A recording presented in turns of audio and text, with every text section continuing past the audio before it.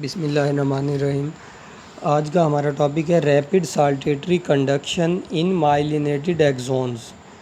जो myelin sheet covered axon होते हैं उनमें कंडक्शन फास्ट होती है अनमाइलिनेटेड की निस्बत और जंपिंग फॉर्म में होती है, यानी साल्टेटरी फॉर्म में।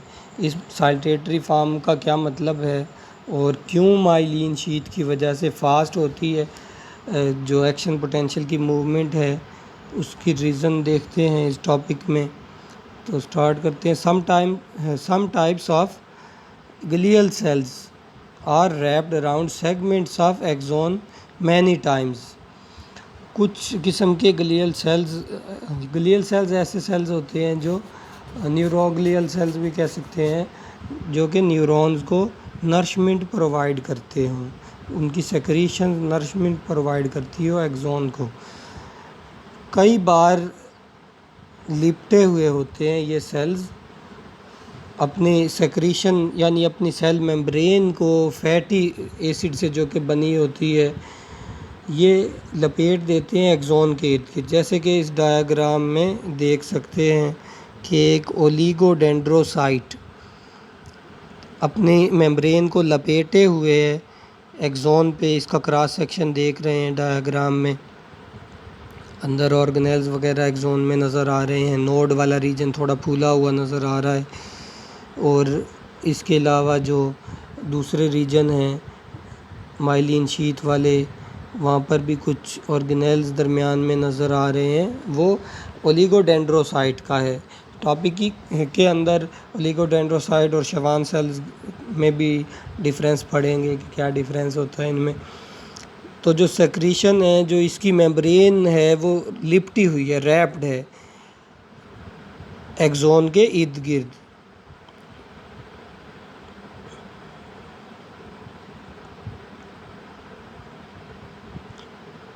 To produce layers of fatty membranes collectively known as myelin.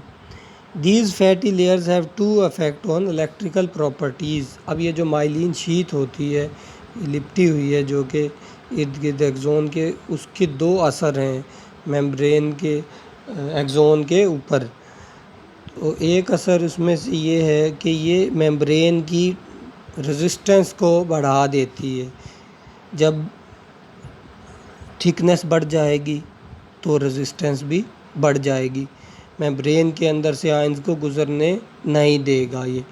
And they decrease the effect of neuronal membrane capacitance. पहला अफेक्ट तो रेजिस्टेंस को बढ़ा देना और दूसरा अफेक्ट न्यूरोनल मेम्ब्रेन की कैपेसिटेंस को कम कर देना।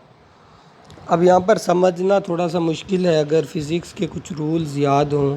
फ़िज़िक्स से रिलेटेड बात है कैपेसिटेंस का कम होना। तो देखते हैं वीडियो में। कैपेसिटेंस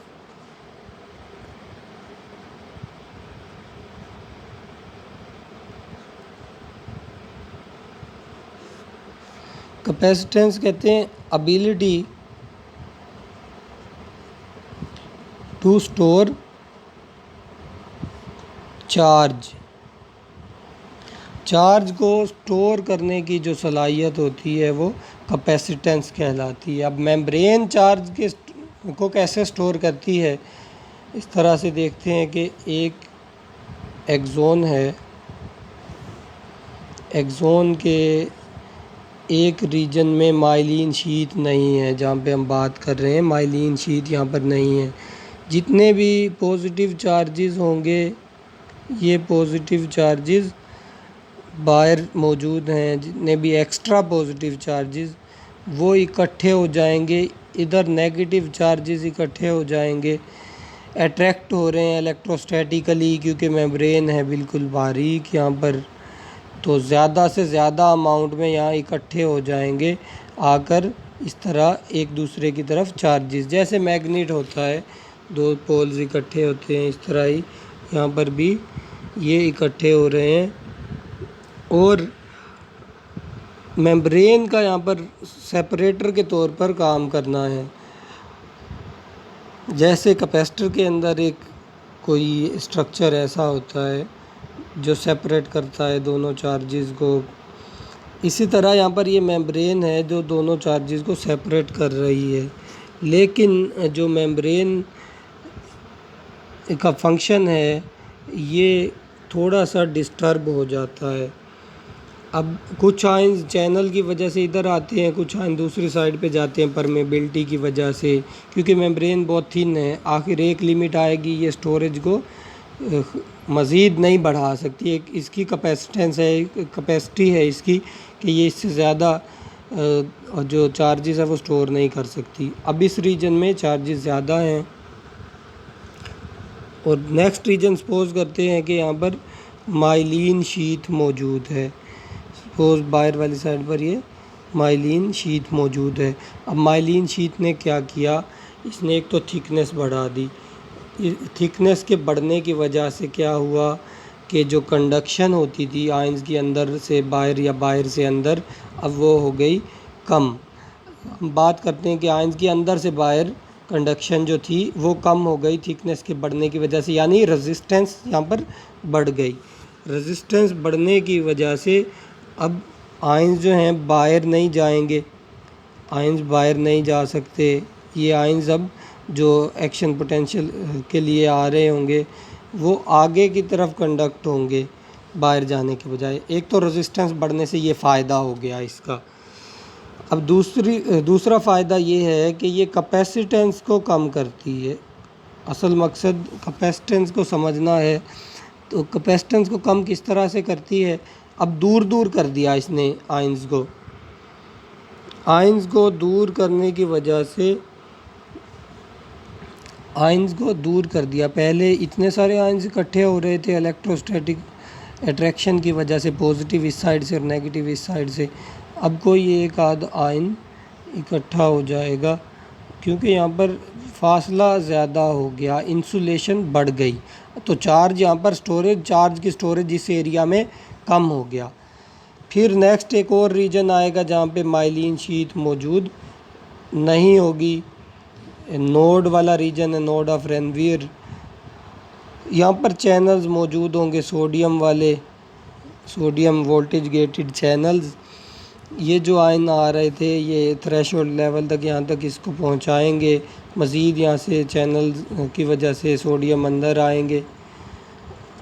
और अब जो कैपेसिटेंस है, कैपेसिटेंस की वजह से स्पीड इस तरीके से बढ़ जाएगी कि यहाँ पे जब आयंस को गुज़रना होगा इस एरिया में से, इन आयंस को इस एरिया में से गुज़रना होगा, तो इस एरिया को माइलिन शीथ वाले एरिया को डीपोलराइज करने के लिए थोड़े करंट की ज़रूरत है, क्योंकि यहाँ पर चार्जेस की एक्यूमुलेशन पहले से कम है।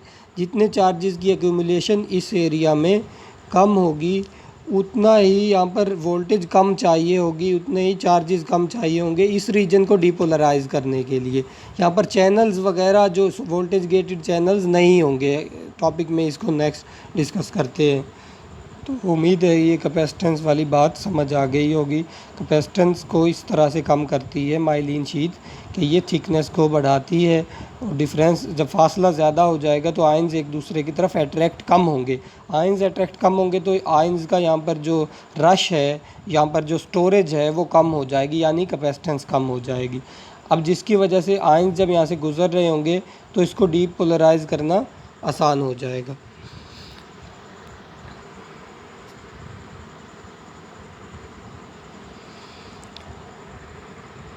Myelin produces these effects because the layers of membrane act electrically as additional resistive and capacitive element in the equivalent circuit of membrane।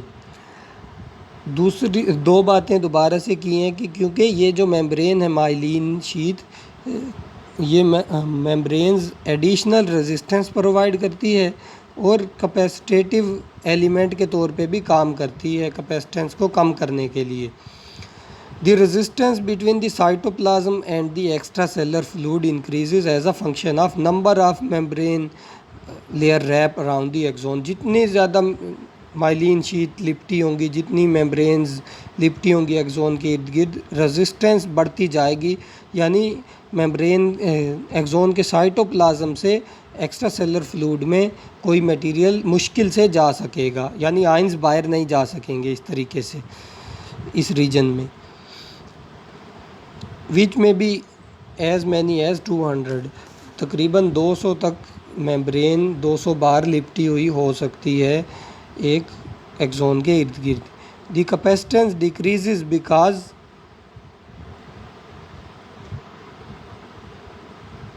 myelin layer is very thick. This reduction is Cm, capacitance of membrane, means that less capacitive current is required to change the membrane voltage.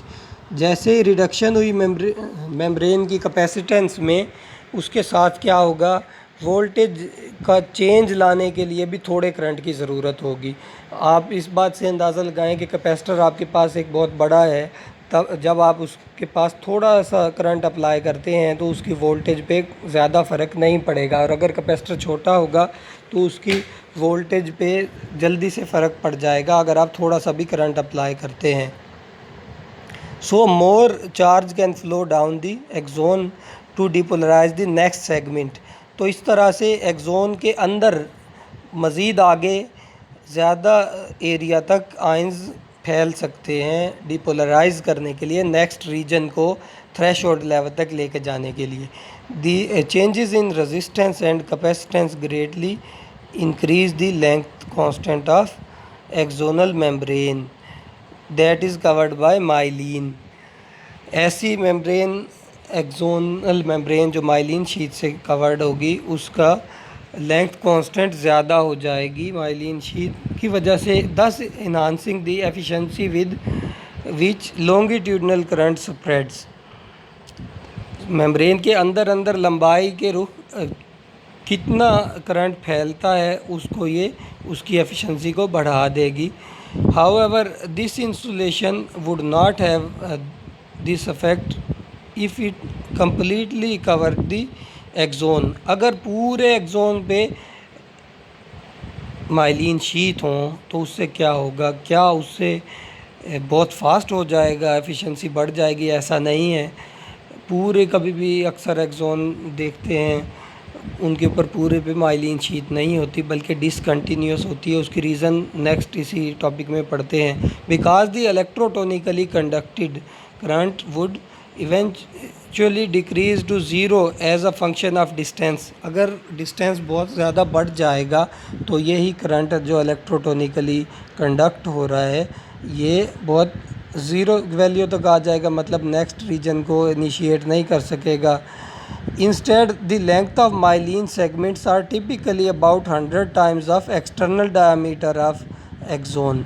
Axon के diameter से 100 गुना जितनी जो length बनती है उतनी length तक myelin sheath चौड़ाई के रुख फैली हुई होंगी, मतलब कि उसकी लेंथ है जो वो 200 माइक्रोमीटर टू 2 मिलीमीटर लॉन्ग है एक सेगमेंट में। फिर इसके बाद एक सेगमेंट के बाद कुछ गैप आएगा जिसको हम नोड ऑफ रेनवीर कहते हैं, अनमाइलिनेटेड गैप होगा जो कि तकरीबन 10 माइक्रोमीटर है, और इसके अंदर एक्साइटेबल रीजन है, मतलब यहाँ पर वोल्टेज गेटेड सोडियम चैनल्स मौजूद हैं। The segments of axon that lie under the myelin wrapping called internodes. वो रीजन जो माइलिन शीट के नीचे मौजूद है, माइलिन शीट के अंदर मौजूद है एक्सोन का, वो इंटरनोड कहलाता है।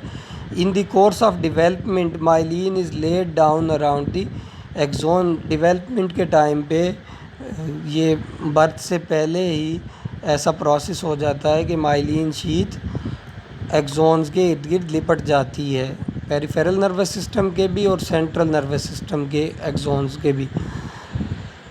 इन vertebrate two kinds of glial cells, Schwann cells in peripheral nerves.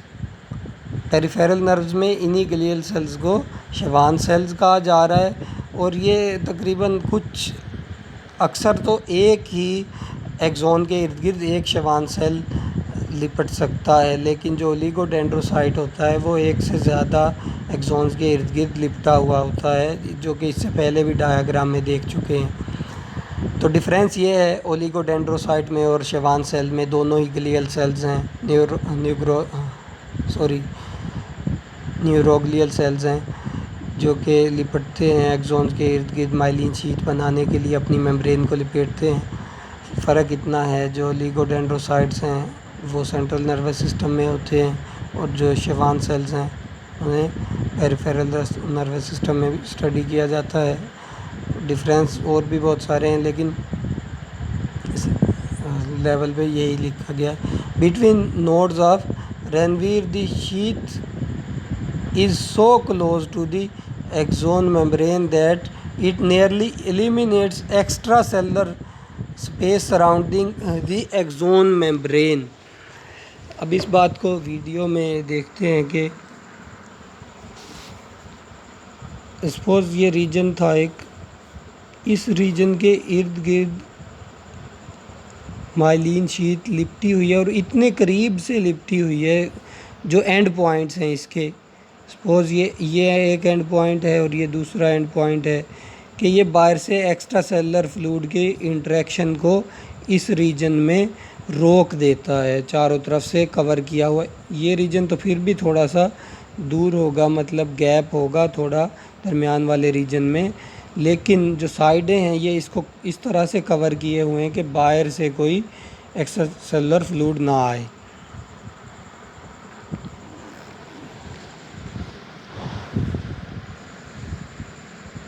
Moreover, the internodal axon membrane has been found to lack voltage gated sodium channels।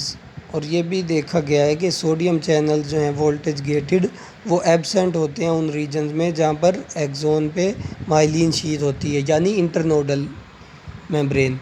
दस when a local circuit current flows in advance of action potential, अब इन regions में से action potential की जगह पर normal local circuit current गुजरता है बस, क्योंकि एक्शन पोटेंशियल के लिए तो सोडियम चैनल्स होने चाहिए। It exits the axon almost exclusively through the nodes of Ranvier।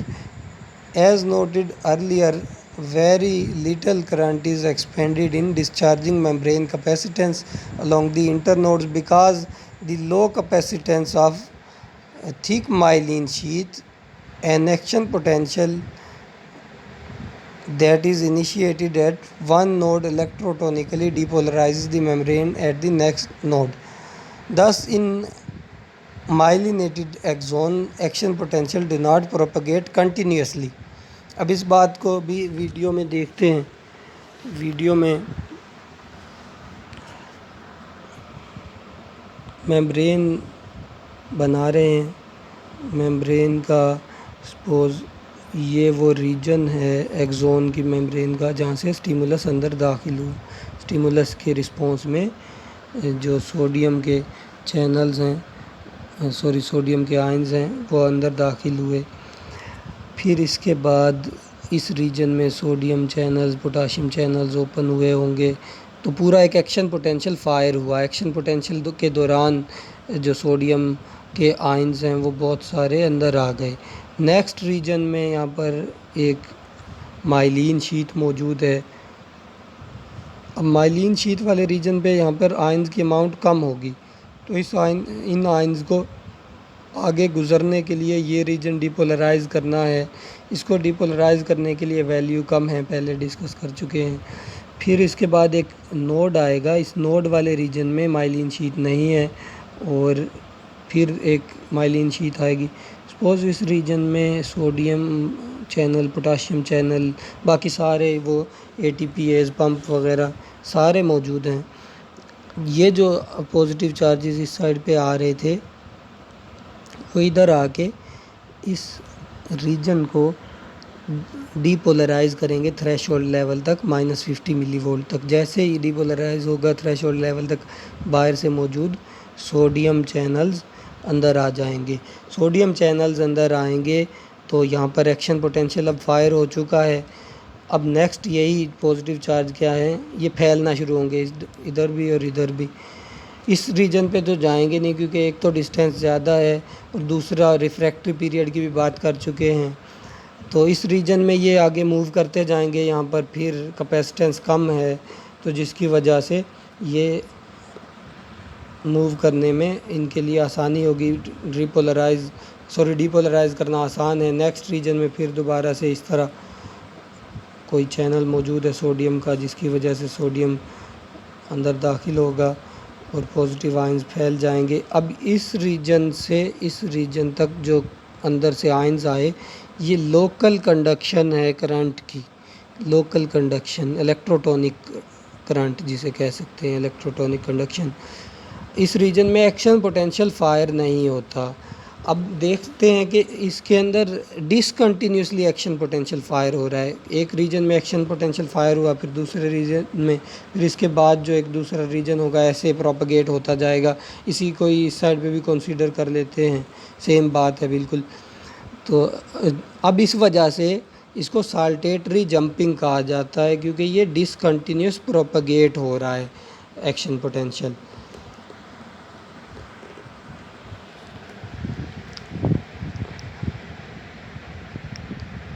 Action potential do not propagate continuously along the axonal membrane as they do in non-myelinated nerve fibers. Non-myelinated nerve fiber में continuously action potential propagate होता जाता है, क्योंकि उनके दरमियान gap नहीं होते ज़्यादा सोडियम के चैनल्स के। अब यहाँ पर बहुत बड़े गैप आ गए हैं माइलिन शीथ की वजह से। Instead, action potentials are produced only in the small area of membrane exposed to the node of Ranvier. The result is saltatory conduction. अब टुकड़ों में ये कंडक्शन हो रही है। A series of discontinuous, definition है ये साल्टेटरी कंडक्शन की, a series of discontinuous and regenerative depolarizations that take place only at the node of Ranvier. The velocity of signal transmission is greatly enhanced because the electrotonic spread of local circuit current occurs. Velocity यहाँ पर बहुत ज़्यादा बढ़ गई, क्योंकि इलेक्ट्रोटोनिक spread है जो ions की, वो फासले पे एक्शन पोटेंशियल्स को स्टार्ट कर रही है। इसके लिए सिंपल सी एक एग्जांपल है कि एक इंसान 10 फुट तक दौड़ता है किसी चीज़ को आगे भेजने के लिए तेज़ी से। उसके बजाय ऐसा हो कि वहाँ पर कुछ लोग खड़े हों थोड़े थोड़े फासले पे, जो किसी चीज़ को कैच करवा दें और 10 फुट के फासले तक जल्दी पहुँचा दें। इसी तरह से जो साल्टेटरी जंपिंग है, वरना ये कोई ऐसा आयंस बाहर से जंप करके नहीं आते। अब पता चल गया होगा साल्टेटरी जंपिंग या साल्टेटरी कंडक्शन में, यहाँ पर बस फासले पे नर्व इम्पल्स कंडक्ट हो रही है। तो बाहर वाली साइड से कोई ख़ास आयंस जंप करके आगे नहीं जाते, बल्कि आयंस जो होते हैं वो बहुत थोड़ी अमाउंट में पीछे के रुख ही ज़्यादा आते हैं।